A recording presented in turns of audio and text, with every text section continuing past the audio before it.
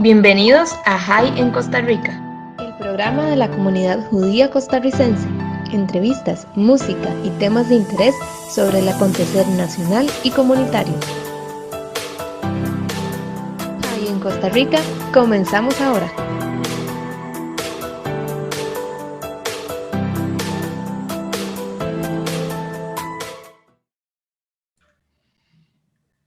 Bienvenidos a todos una vez más a su programa High en Costa Rica. Mi nombre es Brian Acuña y como les había contado en alguno de los programas anteriores, que cada vez, por lo menos una vez al mes, vamos a tener este ejercicio donde compartimos además con el Centro Costarricense de Estudios Interdisciplinarios sobre Israel y el Medio Oriente. El día de hoy, bueno, la organización nos acompaña el doctor Dennis Petrie, quien es el que va a estar conmigo en modalidad, digamos, de moderador o de entrevistador, por decirlo así.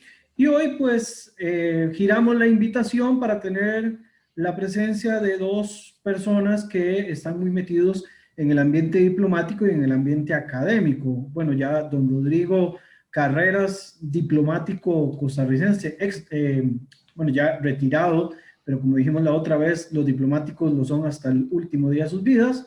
Y bueno, habíamos girado la invitación también al profesor Eddie Kaufman.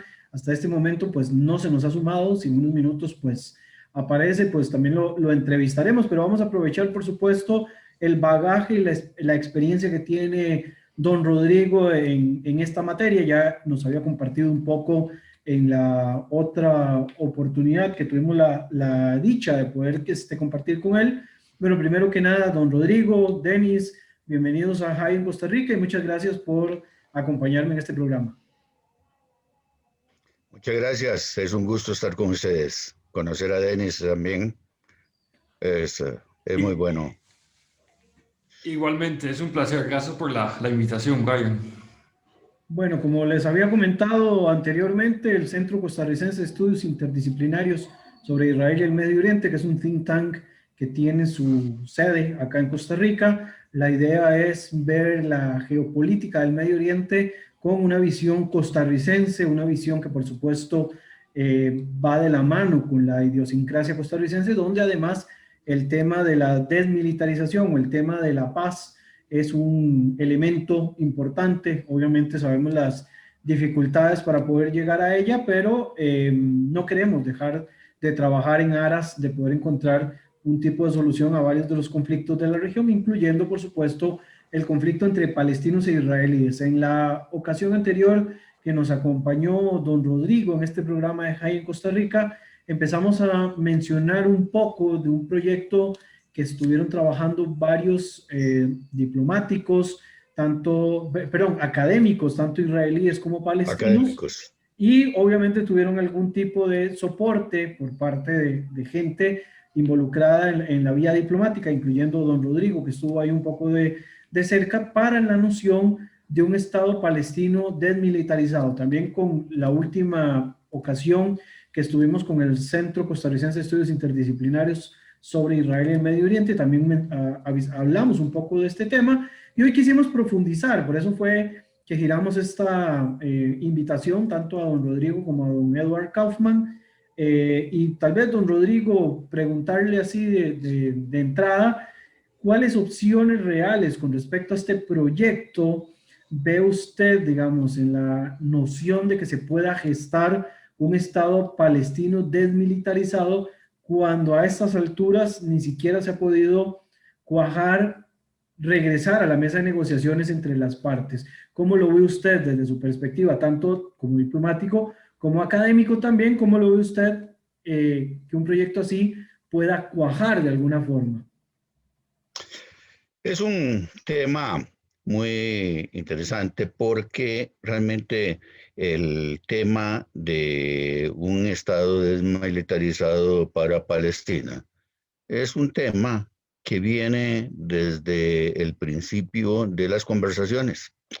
Cuando a mí se me nombró la primera vez como embajador de Costa Rica en Israel, al principio de la administración de don Miguel Ángel Rodríguez, que por cierto me fui con mucha sorpresa porque yo ya estaba dando clases en la universidad cuando un día me llamó el canciller para hablar precisamente sobre temas de límites marinos de Costa Rica. Y al final de que le expuse todo el tema, me dice, bueno, Rodrigo, pero otra cosa, ¿me aceptarías irte de embajador a Israel? Me agarró así, lo que menos esperaba, porque era una cuestión de partido y todo, y no, jamás pensé. Y la cuestión es que terminé en Israel. Y en eso es primera estadía en Jerusalén. Una de las primeras cosas que hice, porque había que hacerlo, era que todo el mundo hablaba, como hablan hoy, sobre los documentos de Oslo, sobre los acuerdos de Oslo. Y descubrí algo que ahora lo he convertido realmente en una cuestión en la cual me doy cuenta, que la gente no lee. No hay forma que la gente lea. Y entonces me tomé la molestia, no, realmente no fue molestia, fue trabajo, de leer los acuerdos de Oslo, que estamos hablando de más de 400 páginas, dependiendo de cómo amplíe uno la página. Y es muy complejo, es sumamente complejo. Entra en temas muy interesantes y uno de los temas que está ahí constantemente es la desmilitarización del Estado palestino. Y esto es muy interesante porque realmente yo soy un firme creyente, y así lo he sido desde el principio que empezamos a cuajar, sobre todo Eddie y yo, este proyecto, es que no se trata de desmilitarizar a Palestina. ¿Por qué? Porque desmilitarizar es una cuestión totalmente diferente que se ha dado en el mundo. La experiencia costarricense, la buena práctica costarricense de no tener ejército, incluso yo prefiero decirlo, de no tener fuerzas armadas, porque es mucho más complejo realmente en los temas militares hoy en día. Pero esa experiencia tiene algo único y hace que nosotros seamos el único país en el mundo, el único país creíble en el mundo, con problemas de frontera, con problemas reales, que tenga esa situación. Por ejemplo, tenemos Islandia. Islandia no tiene un ejército como tal, pero Islandia tiene su defensa marítima con guardacostas muy establecido.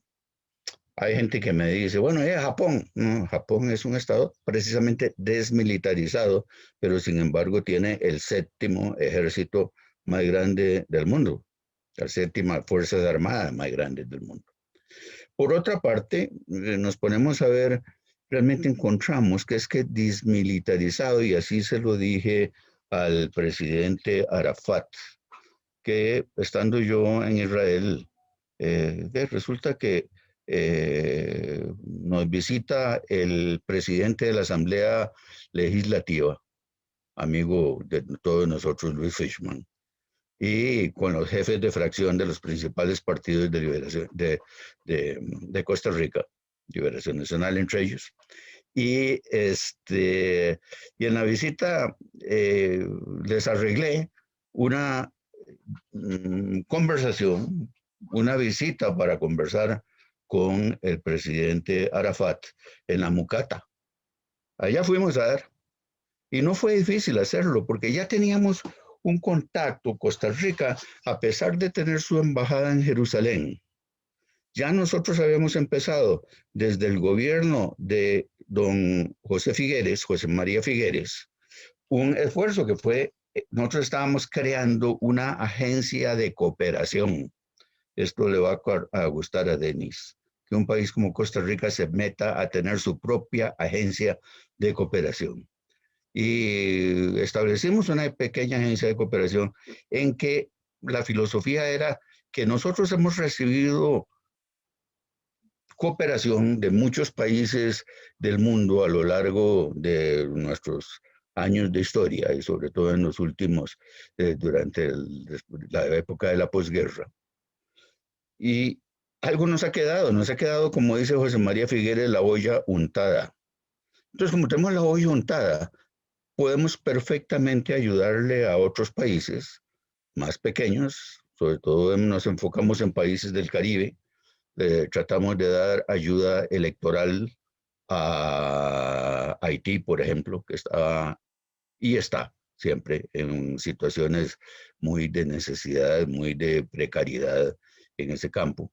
También estuvimos muy activos en darle ayuda de cooperación a otros países del Caribe, en otras áreas, en Centroamérica también algunos esfuerzos de cooperación, por supuesto, con los vecinos. Pero establecimos un canal de comunicación con la autoridad palestina y se trató de traer médicos y gente de salud de Palestina a estudiar uno de los grandes logros de la administración Figueres, que fue la creación de los EVAIS y todo lo que logramos aprender en medicina preventiva. Eso ya nos estableció un contacto muy importante.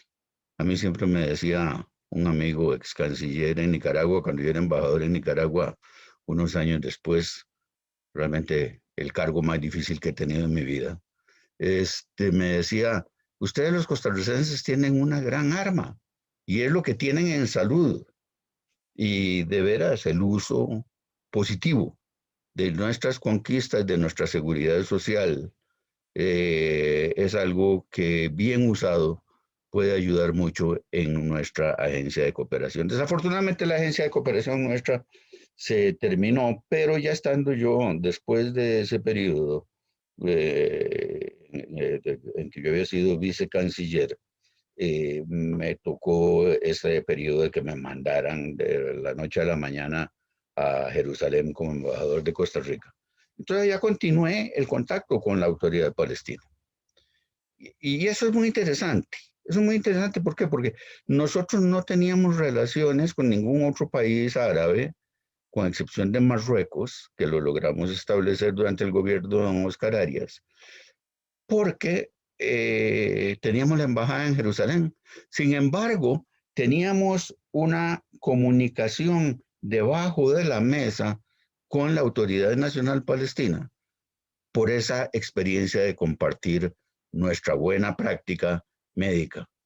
Entonces, a través de eso, fue fácil conseguir la cita para el presidente de la Asamblea Legislativa. Ahí conversando con el presidente Arafat, un momento en que yo me atreví y le dije, señor presidente, en los acuerdos de Oslo se establece que Palestina tiene que ser un estado desmilitarizado. Se queda viéndome. Y yo, pues mire, no acepte eso.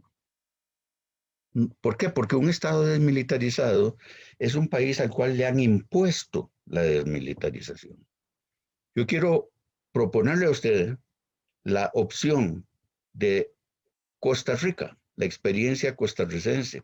Si usted sigue la experiencia costarricense de ser un país sin ejército por nuestra voluntad, por decisión del presidente Figueres, precisamente cuando ganó una guerra, y 15 días antes de ser invadido por Nicaragua.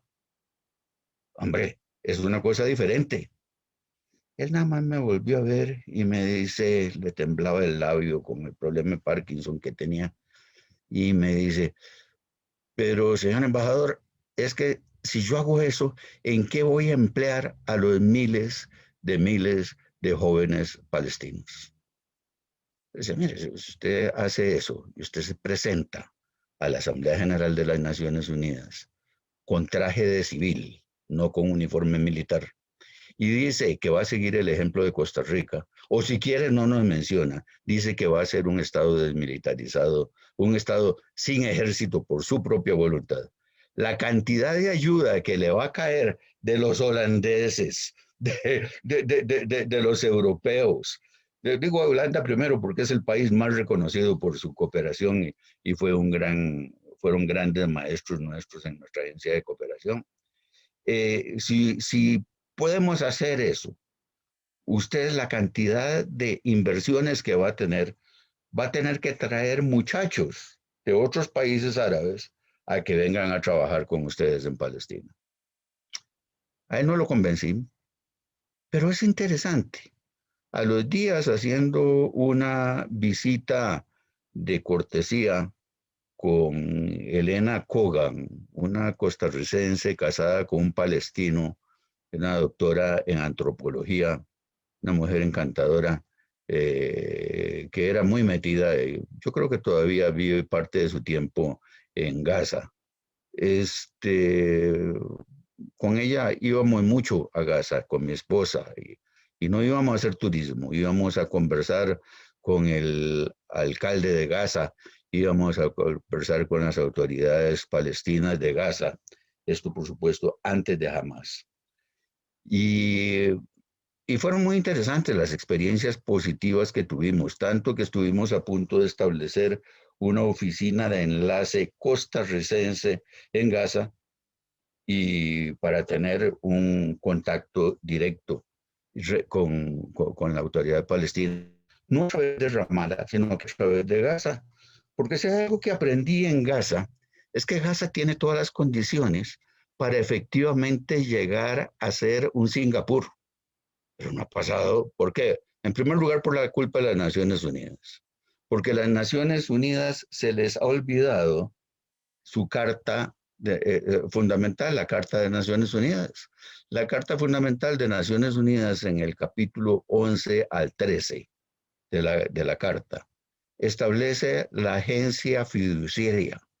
La agencia fiduciaria es algo establecido para agarrar países recién independizados y llevarlos de la mano hasta convertirlos en un país como Singapur. Y así lo han hecho.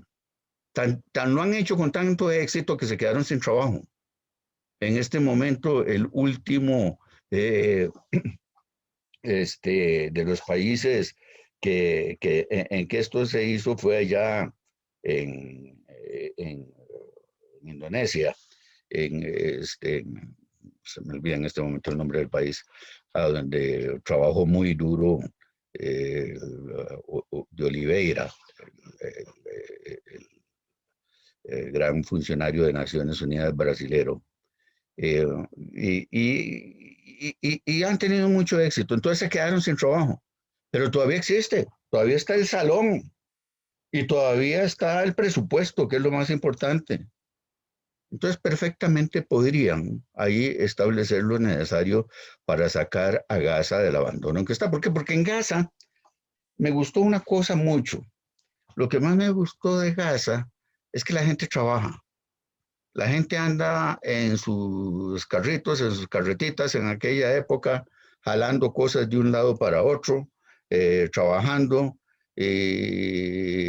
la gente haciendo esfuerzo por desarrollar su ciudad, por desarrollar su pueblo. En esa época todavía había israelíes allá. Ya no, es antes de la salida unilateral de Israel. Hoy en día, en Gaza, están todas las condiciones para hacer esto, pero hay un problema que es Hamas. Pero bueno, ese es otro problema que no nos podemos nosotros meter, pero tiene mucho que ver con eso de la autoridad palestina, que pueda constituirse en un estado desmilitarizado. Esto del estado desmilitarizado lo insisten todo el tiempo.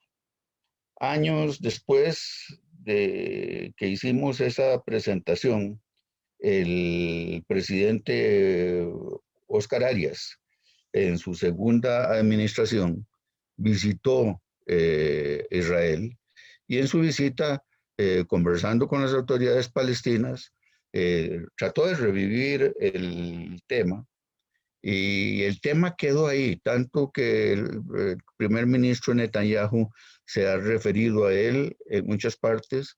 En los parámetros Clinton está previsto la desmilitarización de la autoridad palestina, de Palestina. Y en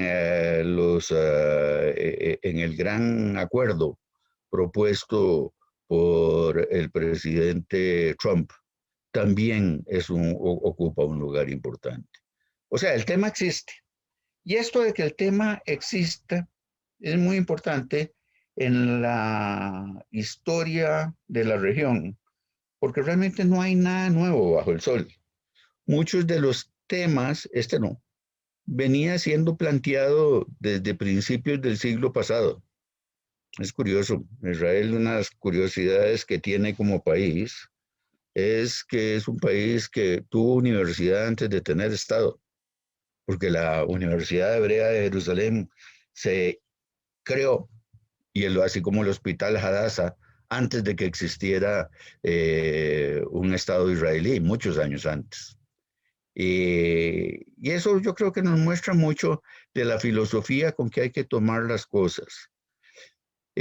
Después de esa visita al presidente Arafat, yo siempre me reunía con Eddie Kaufman en el Centro Truman de Estudios para la Paz, del cual era director en aquellos años. Y siempre conversábamos sobre estos temas. Y entonces Eddie empezó a reunirse con amigos que él tenía y a reunirnos los dos con amigos que él tenía, sobre todo con el profesor Manuel Hassasian, que es un embajador de la Autoridad Palestina o de Palestina en Londres. Es el embajador en Londres. También con Mohamed Dayani, que es de una de las familias principales de Jerusalén. Y es un catedrático, un hombre que tiene 3 doctorados sacados en los Estados Unidos, 3 PhDs, así como sacar 3 PhD porque no tenía otra cosa que hacer. Y un profesor grandioso de la Universidad de Al-Quds. Y él como profesor de la Universidad del Quds, para darle la medida de hombre que es, el profesor Dayani se llevó a muchachos, estudiantes palestinos, radicales en su mayoría, a visitar el Auschwitz. Fueron a hacer un viaje a Auschwitz. ¿Por qué? Porque él se ha dedicado a predicar la cuestión del Holocausto, las implicaciones de la Shoah para el mundo y principalmente para la parte del mundo en que ellos viven. Eso le salió caro. También él, por otra parte, llevaba muchachos de la Universidad Hebrea de Jerusalén a visitar campos de refugiados en Palestina para que vieran cómo vivían la parte más pobre de los palestinos. Decir la parte más pobre de los palestinos es algo muy difícil porque realmente son los únicos mejor empleados. Una de las cosas que yo me atreví a hacer más allá de mi función como embajador la segunda vez, es que un día le dije a mi canciller, a Enrique Castillo, le dije en una visita que estuvo allá, mira, yo veo que ustedes, Costa Rica y la Cancillería, toman decisiones de cómo votar en Naciones Unidas los temas del Medio Oriente y nunca le preguntan a su embajador en Israel. Y yo gano bastante bien, salgo caro, esta oficinita, por lo modesta que sea, es cara. ¿Por qué no me preguntan antes de tomar una decisión? Se ponen de acuerdo con otros países, le preguntan a los otros centroamericanos, a los otros latinoamericanos, a los holandeses les van a preguntar cómo votar los temas, pero ¿para qué tienen embajador? Entonces yo le propuse, deje que yo recorra, viaje por la autoridad palestina, viaje por los diferentes sectores del West Bank, así como lo hacía antes en Gaza, para poder familiarizarme y poder informar. En efecto, una de las cosas que hice fue viajar mucho por los asentamientos en el West Bank y pude darme cuenta de muchas cosas. Entre ellas, el alto nivel de vida comparativo de los palestinos que trabajan en los asentamientos humanos, en los asentamientos judíos de Gaza. Perdón, lo mismo pasaba en Gaza, pero ya no queda ninguno. Pero cómo viven de bien y cómo cada uno de ellos, dentro de esa estructura familiar árabe, es responsable por la vida de 10 personas. Entonces, cuando un palestino que trabaja en un asentamiento humano se queda sin trabajo, estamos hablando de hambre y de pobreza para 10 personas. Entonces, eso es una parte de la tontera de la política de boicot a los productos del West Bank. Porque si uno va a la Universidad de Ariel, por ejemplo, buena parte de los estudiantes y profesores son palestinos que están creando condiciones de prosperidad, condiciones de desarrollo, condiciones de bienestar para los palestinos. Y de eso se trata lo que hay que hacer.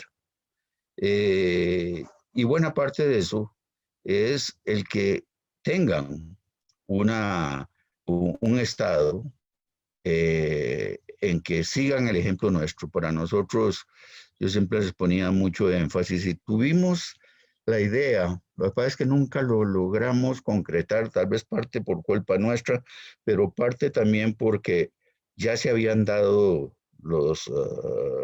la segunda intifada y había dejado malestar, se había dado el fracaso de Camp David, se había dado ya después el rechazo de las propuestas del primer ministro Ehud Olmert, que es lo más adelante que se había llegado en acuerdos, cuando se rompieron.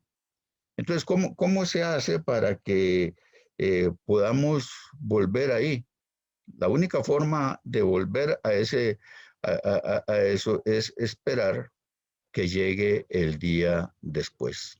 Eddie Kaufman y yo estamos convencidos de que habrá un día después y que ese momento que haya un día después, ahí estaremos.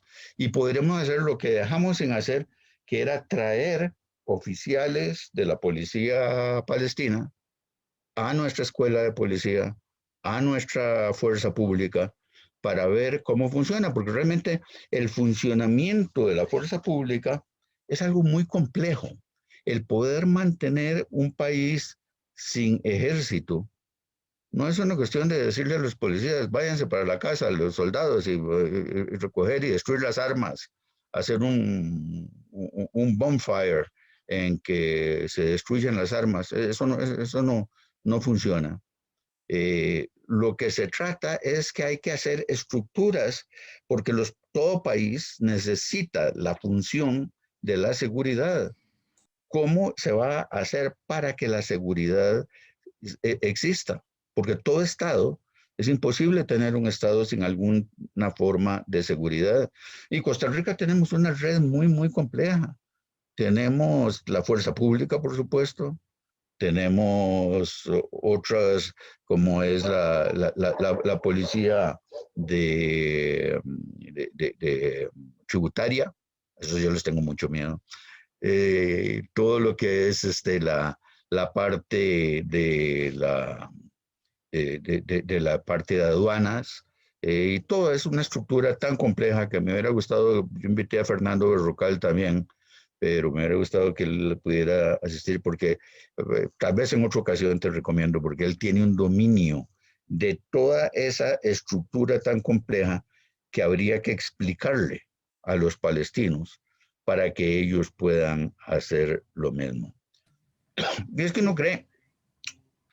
uno se da cuenta de los problemas palestino-israelíes cuando uno recorre la ciudad vieja de Jerusalén. Recorrer la ciudad vieja de Jerusalén y solo ver el problema, la complejidad de la recolección de basura, que es un problema municipal. Pero si nos enfocamos únicamente, eso de todo Jerusalén, pero si nos enfocamos únicamente en la ciudad vieja, que es donde se presentan más problemas, el recoger la basura es un problema político. El recoger la basura en los lugares sagrados, ese es un problema tremendo, en lo cual hay que tomar en cuenta la basura de cuál de las 7 creencias cristianas está el lugar cristiano o de cuál de los sitios musulmanes y también los mismos sitios judíos. Pongo el ejemplo de la basura, porque es un tema al cual normalmente no le damos importancia cuando hablamos de estas cosas, pero realmente en ellos nos vamos dando cuenta de lo difícil que es administrar solo la ciudad de Jerusalén. Ahora todo el estado, todo lo que es Israel y el West Bank y Gaza es realmente algo muy complejo que se requiere. Ya otro día con ustedes estuve conversando sobre no sobre los acuerdos Abraham, sino que más bien sobre el Deal of the Century, que realmente es interesante porque la gente rechazaba el Deal of the Century por tener que ver con Trump. Es esa cosa, solo por no darle la oportunidad a Trump, pero realmente cuando uno lee el Deal of the Century,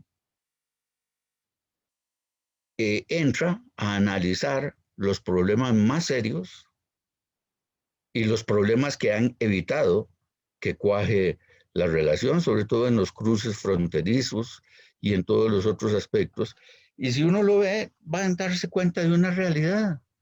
Es que los acuerdos del Deal of the Century son totalmente calcados, esto si me oye el presidente Trump no estará muy contento, pero son totalmente inspirados en los parámetros Clinton.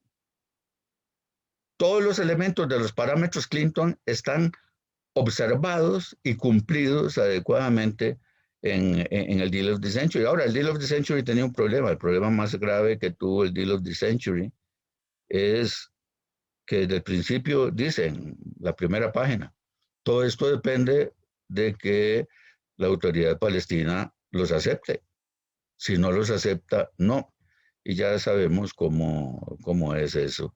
Y eso ha pasado con nuestra propuesta de la buena práctica costarricense de ser el único país sin ejército y sin fuerzas armadas en el mundo. Hay otros cuantos que tienen lo mismo, pero son estados no viables y que no tienen enemigos. Estoy hablando de islitas del Pacífico. Estoy hablando de países, de los países pequeños europeos que no tienen ejército, pero es que están en otro nivel y están protegidos siempre porque la función de seguridad alguien tiene que cumplirla y tienen otros estados que lo cumplen. Muchas gracias, don Rodrigo. Denis, creo que tenías también alguna consulta. Bueno, hoy tenemos un programa especial de JAI en Costa Rica, a diferencia de otros programas que siempre hacemos pausas, pues por la categoría magistral de este programa vamos a hacer la hora corrida del programa, así que agárrense fuerte sus asientos para que puedan escuchar todo lo que don Rodrigo nos está compartiendo. Denis, creo que tenías una consulta por parte del centro. Sí, bueno, excelencia, muchas gracias por compartir su experiencia, gracias también por hablar tan positivamente de Holanda, mi primera patria. Yo también vengo de un nido diplomático, entonces reconozco mucho de las dinámicas que nos comenta. En lo personal llegué a Costa Rica hace 15 años y pues me gustó tanto que decidí quedarme y veo que realmente sí, el modelo de Costa Rica como un país de democracia, un país con buenas garantías sociales, sistema de salud pública y sobre todo un país sin ejército, es un modelo muy exportable y realmente es algo que Costa Rica puede contribuir al mundo. De hecho, esa es un poco la línea con la que creamos el centro, ¿verdad? El Centro Costarricense de Estudios Interdisciplinarios sobre Israel y el Medio Oriente. Pero me gustaría preguntarle muy puntualmente, ¿qué aportes podría hacer el caso costarricense para llegar a una solución al conflicto palestino-israelí que se mantiene, que se trata de estabilizar, de transformar, porque no se resuelve y no parece que está cerca de resolverse. O sea, ¿qué aporte netamente costarricense puede hacerse? Y le hago una pregunta complementaria. Hablando como idealista, que también soy, no es muy idealista la perspectiva que nos acaba de pintar. Realmente yo no soy tan idealista. Yo parto de que para poder llegar a tener éxito en este tipo de temas, hay que partir de una realidad.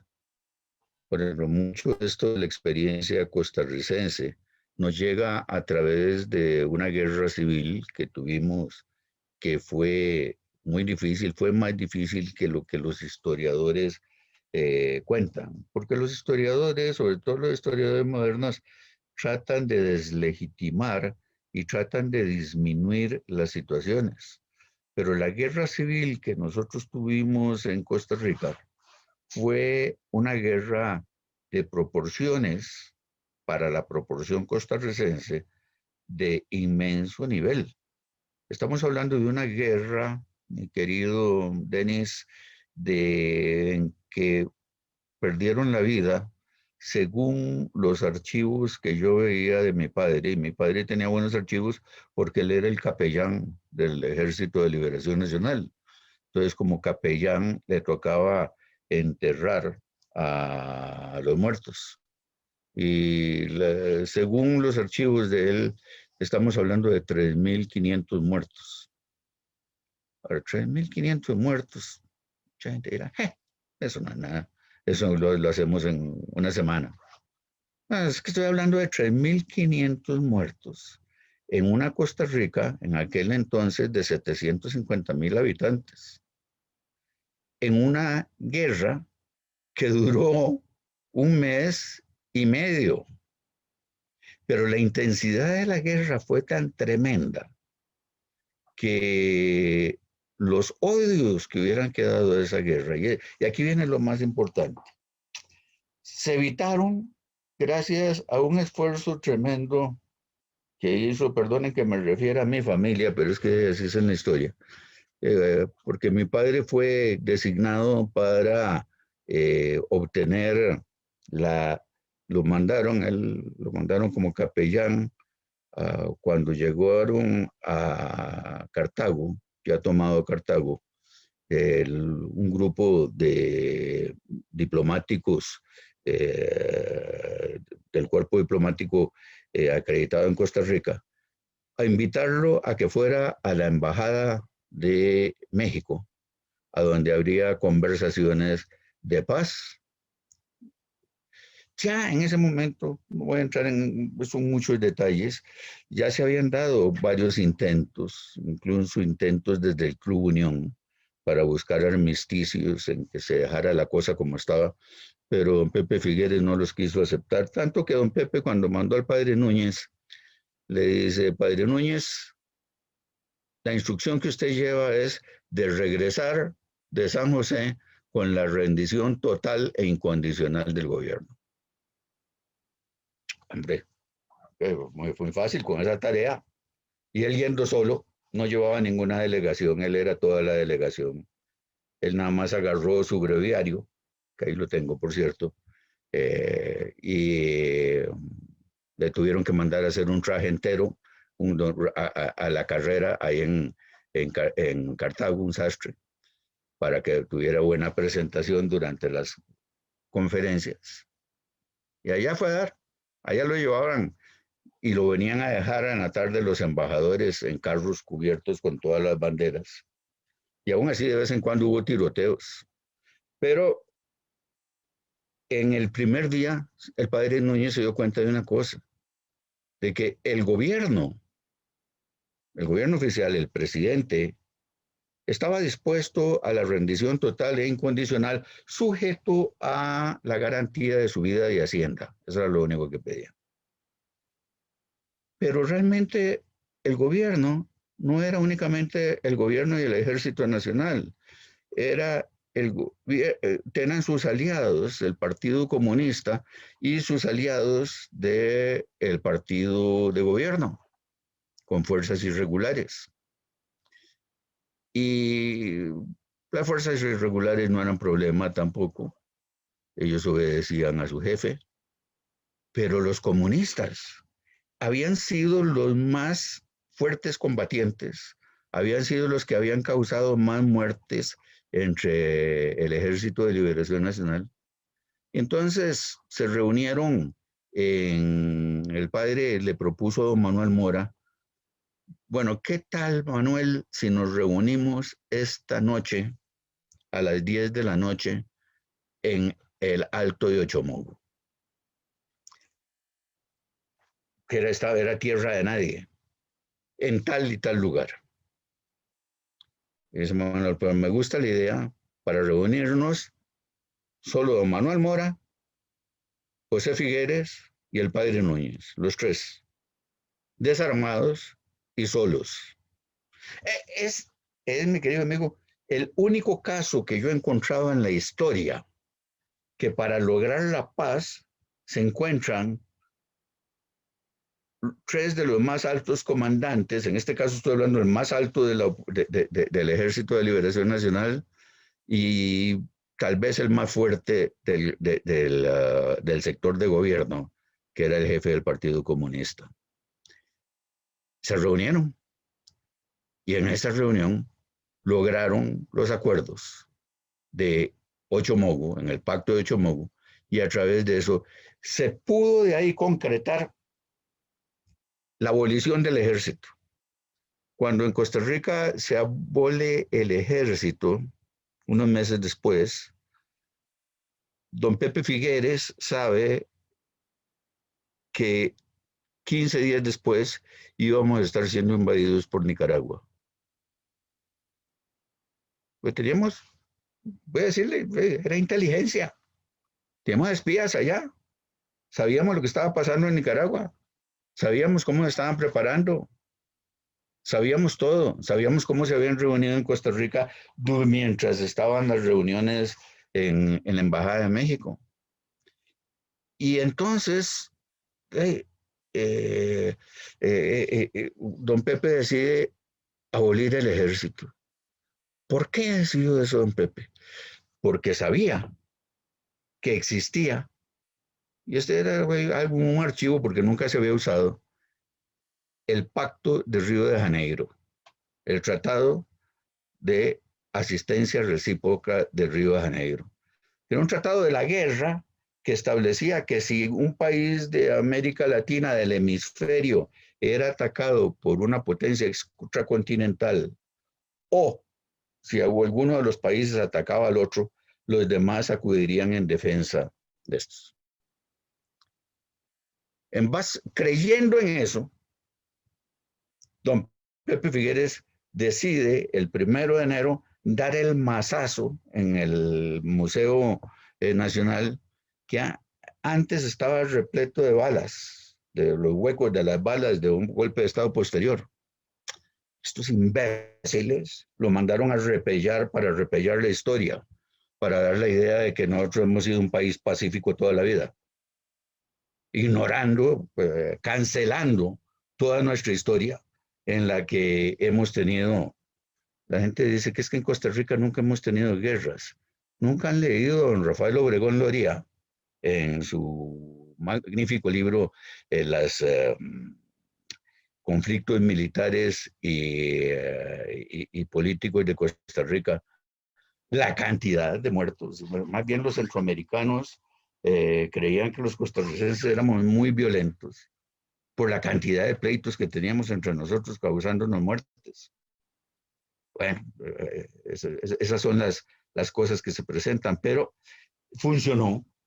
Y no funcionó no una, sino que 2 veces completamente el Tratado de Río de Janeiro, porque después en el 55 trataron de hacernos otra invasión. Y un país sin ejército como Costa Rica tuvo que, por dicha en ese momento, todavía estaban vivos y con muy buena condición los combatientes de la guerra civil. Y entonces se le pudo hacer frente a otra segunda invasión de parte de Nicaragua. En el Tratado de Río de Janeiro nos ayudaron dándonos una pequeña fuerza aérea de 5 Mustangs, con los cuales se logró nivelar el asunto y llegar al acuerdo diplomático. Pero es esto, y esto a lo que quiero ir, es que Costa Rica, y esto es lo que tenemos que enseñarle a los palestinos, es que Costa Rica tuvo la capacidad de creer en cerrar los ojos, en ponerse una venda en los ojos y dar un paso al vacío, creyendo en algo que no existe, en el derecho internacional. ¿Por qué? ¿Qué es el derecho internacional? Es la suma de los tratados, es la suma de los acuerdos, es la suma de las declaraciones en la Haya de la Corte Internacional de Justicia. Todo eso es el derecho internacional. Pero ¿a dónde está en realidad? Cuando un país no tiene ejército. Y hemos logrado probar, en este momento tenemos 73 años de ser un país sin ejército. Hemos demostrado que funciona. Yo no sé mañana, yo no sé dentro de 50 años, pero seguimos creyendo. Perdón que lo interrumpa. Es lo único en lo que los costarricenses estamos totalmente de acuerdo entre nosotros. Tal vez uno que otro loco, ¿no? Hablando de esto, digamos, también como complementario, ya nos quedan muy pocos minutos, pero tal vez como complementario a todo lo que nos ha compartido, que es súper interesante, ¿cuánta responsabilidad hay por parte de la academia para poder también impulsar esto que parece un trabajo de idealistas diplomáticos y que no se ha logrado cuajar? ¿Cuánto, digamos, de la academia debería de sumarse a una iniciativa como estas? Porque a nivel latinoamericano, cuando se habla del conflicto, definitivamente se enfoca desde cualquier parte, menos desde la pacificación. Entonces, ¿cuánto, digamos, se puede aportar desde la academia para lograr presionar de alguna manera, llegar a un acuerdo de este tipo? Yo creo que mucho. Yo creo que mucho desde la academia costarricense, pero también mucho a través de las conexiones internacionales que la academia puede tener. Por ejemplo, nosotros en nuestro proyecto teníamos proyectado que se incluyese la Universidad Nacional. Eso por la sencilla razón de que el embajador de Costa Rica en Israel, yo, en mi otro tiempo, siempre fui catedrático de la Universidad Nacional. Entonces, la Escuela de Relaciones Internacionales de la UNA tuvo interés, establecieron un proyecto, pero nunca logró cuajar. Pero sí teníamos ya incluso la gente, los compañeros dispuestos a colaborar en ir a Israel y a Palestina para continuar conversaciones con académicos palestinos y académicos israelíes y gente en las fuerzas de seguridad de ambos países para poder enseñarles este tipo de cosas. Y hay mucho lo que pueden hacer los académicos, y entre más mejor. Yo creo que tal vez si se lleva al nivel institucional, como quisimos hacerlo, con proyecto, esa cosa tan compleja que tienen las universidades, de cómo hacer un proyecto y cómo proyectarlo, cómo meterlo en el presupuesto. No. Una cuestión de los académicos libres.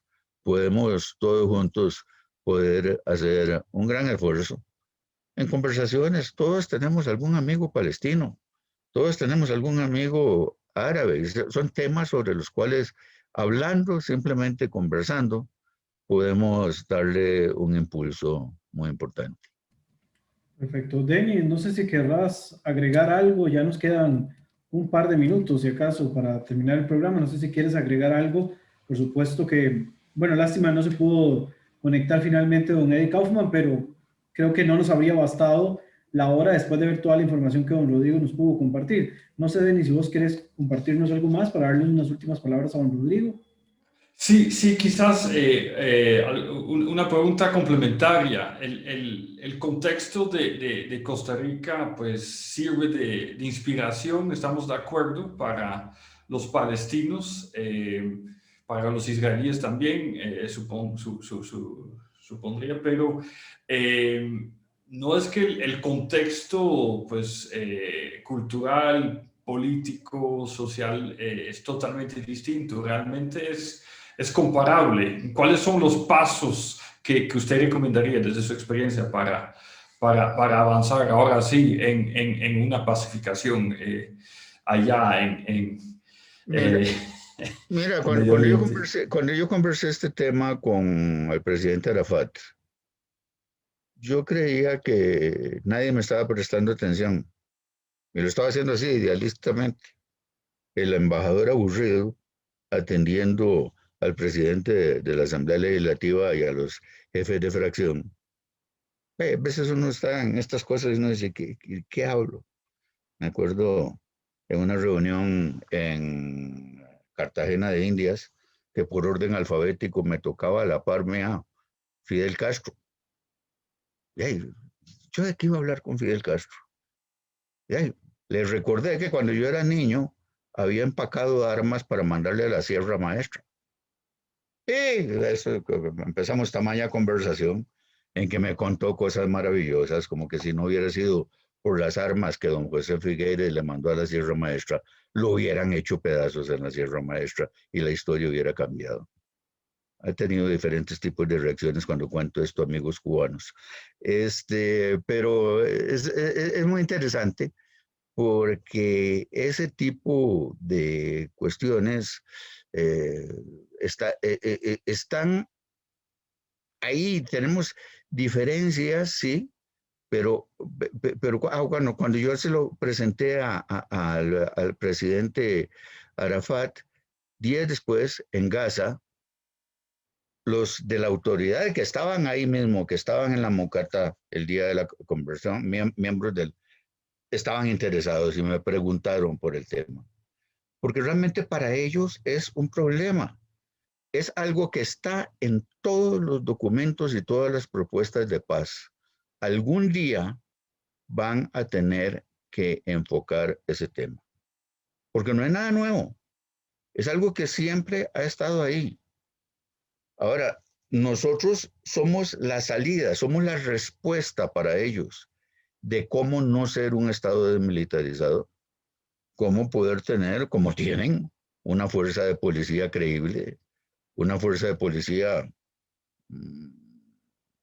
que reprime a su población, que defiende a su población, que da la seguridad policial, que hace lo necesario, que colabora mucho con la seguridad israelí y que es fundamental.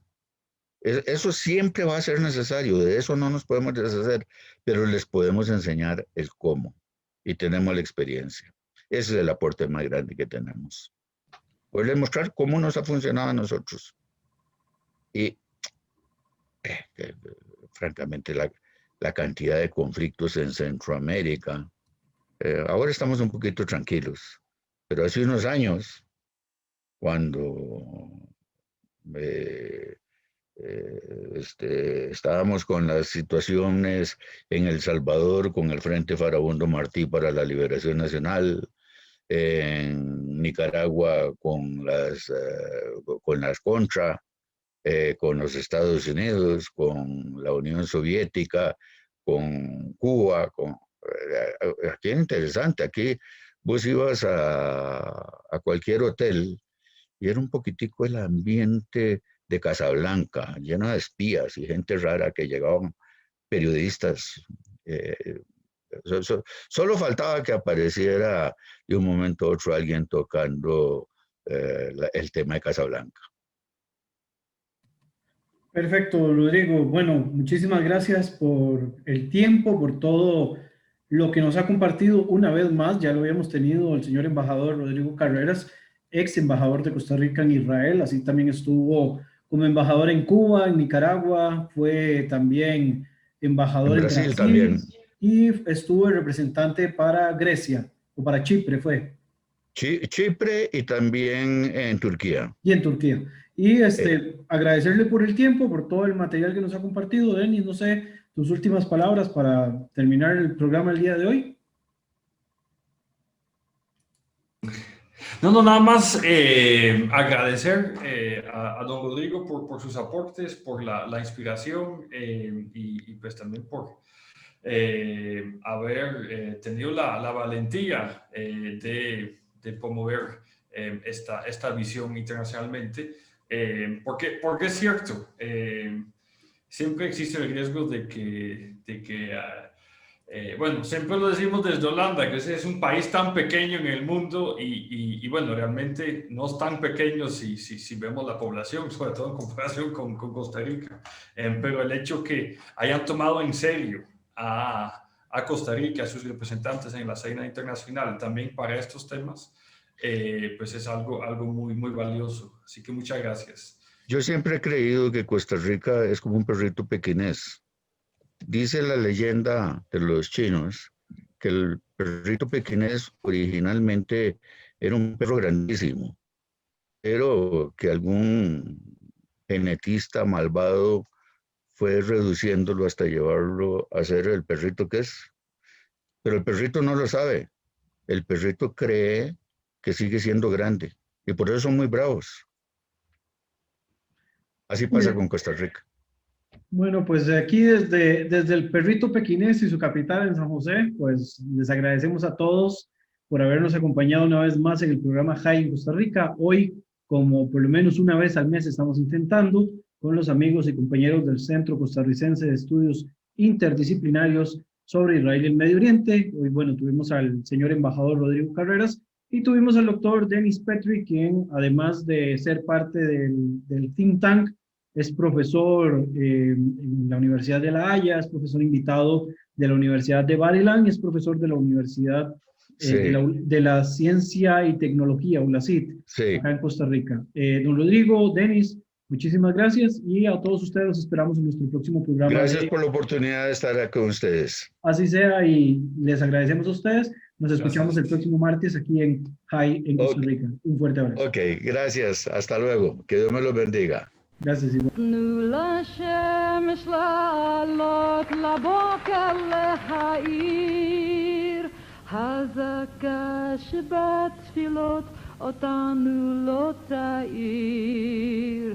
אל תגידו יום יבוא, הביאו את היום, כי לא חלמכו בכל הכיכרות, הריעו רק שלום, לכן רק שירו שיר השלום, עתיר השותפילה, לכן רק שירו שיר השלום, וזעקה גדולה.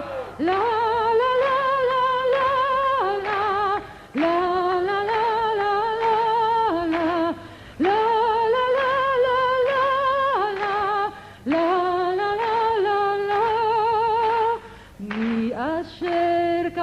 נירו ובאפר נטמן, בחמר לא יאירו, ליחצרו לכאן.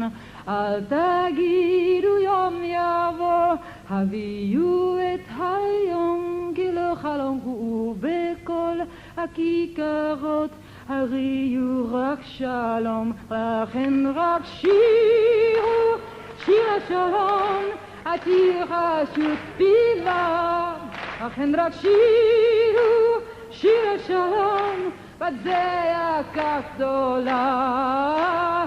לה לה לה לה לה לה לה לה לה לה לה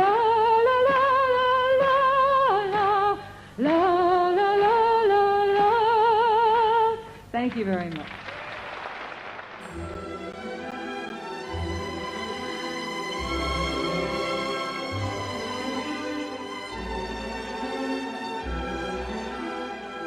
Hasta aquí, High en Costa Rica. Los esperamos en nuestro siguiente programa.